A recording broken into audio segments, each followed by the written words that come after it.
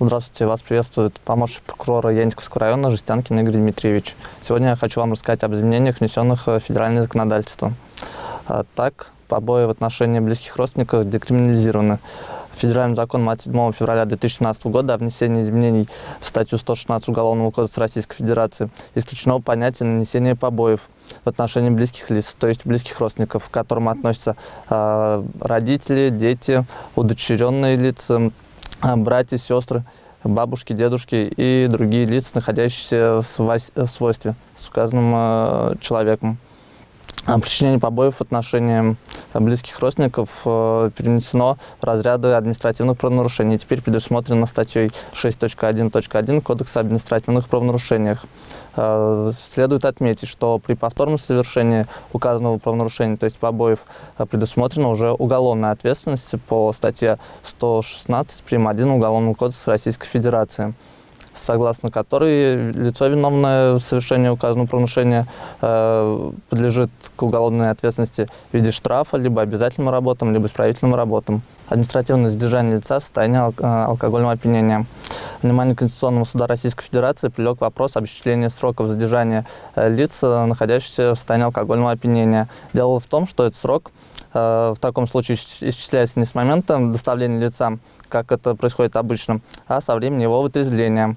Конституционный суд счел указанную норму противоречащей Конституции Российской Федерации.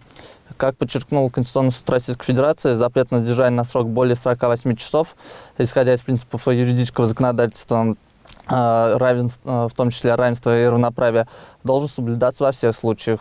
И указанная норма в связи с этим признана противоречащей Конституции. Будут внесены изменения в федеральный закон. Прокуратура района проведена проверка исполнения бюджетного законодательства при использовании бюджетных средств в деятельности одного из индивидуальных предпринимателей Янтиковского района. Назовем его условно Иванов. Установлено, что индивидуальным предпринимателем Ивановым в 2016 году принято участие в реализации мероприятий государственной программы Чувашской Республики «Содействие занятости населения» по направлению обеспечения адаптации инвалидов на рабочем месте. В рамках мероприятия на работу по должности бухгалтера принят инвалид. На трудоустройство инвалида казенное учреждение Чувашской Республики Центр занятости Янтиковского района были выделены субсидии из республиканского бюджета. В ходе проверки деятельности индивидуального предпринимателя Иванова установлено, что в отсутствии правовых оснований 1 сентября 2016 года в целях получения субсидии и исключительно на период ее выплаты предпринимателем заключен трудовой договор с бухгалтером. При этом в соответствии с статьей 59 Трудового кодекса Российской Федерации основания для заключения срочного трудового договора отсутствовали. Трудовой договор должен был быть заключен с бухгалтером на неопределенный срок. По завершению участия предпринимателя в программе занятость работника не обеспечена, что противоречило условиям предоставления ему субсидий. Предпринимателям также не обеспечено соблюдение трудового законодательства в части выплаты заработной платы. Она выплачивалась в нарушении трудового законодательства лишь один раз в месяц на протяжении его работы у указанного предпринимателя. По фактам выявленных нарушений прокуратура района вынесено постановление по части 2 статьи 15.15.5 Кодекса об административных правонарушениях, и индивидуальный предприниматель был привлечен к административной ответственности в виде предупреждения. Также индивидуальный предприниматель привлечен по постановлению прокурора к административной ответственности по части 1 статьи 5.27 Кодекса об административных правонарушениях за нарушение трудового законодательства. И на него наложен был штраф в размере 5000 рублей. Здравствуйте, уважаемые телезрители! С вами в студии помощник прокурора Тивильского района Левый Александр Леонардович. Сегодня мы с вами поговорим о незаконном культивировании наркотических растений, а также ответственности за такие деяния. Культивирование запрещенных к возделыванию растений, содержащих наркотические вещества, представляет повышенную общественную опасность, поскольку способствует распространению наркомании. За совершение данного проступка предусмотрена уголовная ответственность. Так, приговором Тивильского районного суда от 1 февраля 2017 года Николаев признан виновным в совершении преступления, предусмотренного пунктом В части 2 статьи 231 Уголовного кодекса Российской Федерации.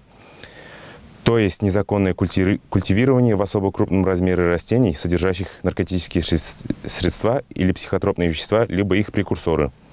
В ходе предварительного расследования установлено, что Николаев с целью выращивания растений мака, содержащего наркотическое вещество алкалоид опия морфин, умышленно посеял семена мака на взрыхленном участке огорода и на грядках, подготовленных под посев овощей.